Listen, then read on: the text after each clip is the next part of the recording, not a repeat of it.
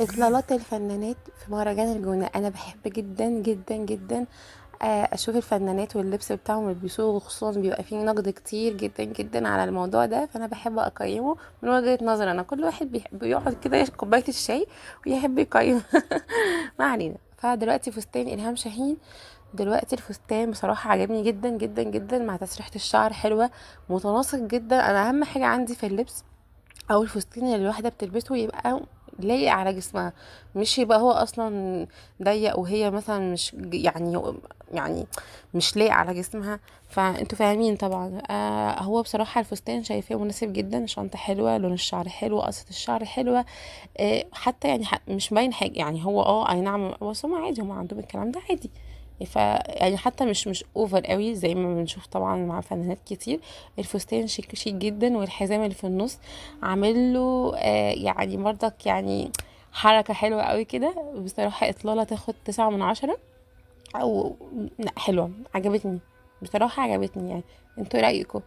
نيجي بقى لإطلالة رانيا يوسف اللي عليها دايما جدالات وحوارات وحركات الشنطة كده مبدئيا عجباني. الشنطة الجلد الحلوة دي، اللميع الحلوة دي عجباني بصراحة. طبعا الفستان ما فيهوش اي حاجه غير ان هو طبعا لازم يبقى فيه طبعا حركه الفستان المفتوحه من فوق. طبعا رانيا يوسف لازم تعمل الحركه دي، بس الفستان ما فيهوش حاجه خالص يعني. مش شايفاه ولا حلو ولا وحش، يعني عادي جدا، ما فيهوش اي حاجه. الصندل برضك اللي لابساه حلو، مش وحش. هي لابسه بقى الحلقه ده ايه؟ ده فراشه ده ولا ايه؟ ولا انا مش واخده بالي.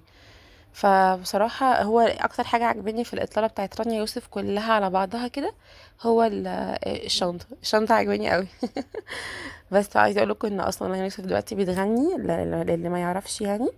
رانيا يوسف دلوقتي بتغني فبس كده. انتوا ايه رأيكم في الإطلالة دي؟ أنا مفيش تعليق عليها خالص. نيجي بقى لإطلالة نسرين طافش. نسرين طافش يا جماعة بتروح على طول مهرجان الجونة، ومتميزة جدا بإطلالاتها وفساتينها الكثير. ده فستان أخضر تمام، بردك طويل كده بس مفتوح من ورا يعني. يعني لما تلاقوا حد محتشم قوي كده من قدام، عارفه ان في حركه من ورا على طول على طول كده. فالفستان بردك مش وحش، بس يعني مش عارفه. ده بقى الفستان حلو، ده برضك عجبني لونه، يعني شكله حلو جدا. مفتوح فتح، ملناش دعوه بالفتحات بقى اللي فوق بقى، انا مش هنتكلم يعني عليها. الفستان حلو قوي قوي قوي، تفصيلته حلوه وكل حاجه حلوه. كان بس محتاج اللون يبقى حاجه تانية، مش عارفه لو كان لونه ايه كان يبقى احلى، بس هو لو محتاج كان يبقى لون تاني.